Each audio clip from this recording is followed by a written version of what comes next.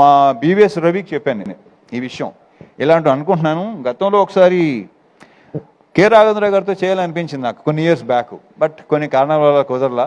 ఓ idea రావటం, నేను ఇలా ఉంటే బాగుంటుంది ఒకటి ఇద్దరి మధ్య అనేది ఒకటి చాలా బాగుంది, నేను చేయలేదు ఎప్పుడు అంటే తనే సజెస్ట్ చేశాడు కిషోర్ని.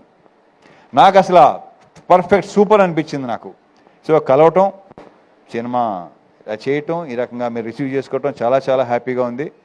Kishore, I wish you all the very best. ఇలాంటి సినిమాలు మళ్ళీ చేయాలి డెఫినెట్గా.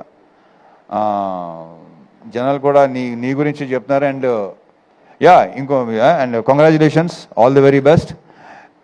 అసలు ఇంకొకతని విషయం మర్చిపోయాను. అసలు నేను మా మ్యూజిక్ డైరెక్టర్ బీమ్స్, తను లేకపోయేసరికి అది మైండ్లో టక్కన రాలేదు నాకు. బాంబేలో ఉన్నాడా? ఓకే. సో ఏదో హిందీ సినిమా చేస్తున్నాడేమో. Very very happy for him. తను అక్కడి దాకా వెళ్తున్నాడు, అక్కడి దాకా వెళ్ళాడు, వెరీ గుడ్. అండ్ ఈ సినిమా నేను మెయిన్ క్రెడిట్ ఇచ్చేది ఇద్దరికండి. ఒకటి కిషోర్, రెండు బీమ్స్. ఆఫ్ స్క్రీన్ క్రెడిట్స్ డెఫినెట్గా వీళ్ళిద్దరే. అతని మ్యూజిక్ కానీ ఇతని రైటింగ్స్ కానీ ఈరోజు జనాల్లో కూడా అంత రెస్పాన్స్ ఉండడానికి రీజను ఆ క్రెడిట్ ఇచ్చేది మాత్రం వీళ్ళిద్దరికే. So I wish you all the very best. ఇంకేనా ఉంటే మర్చిపోతే ఓకే. మీరు చాలా బాగున్నారండి.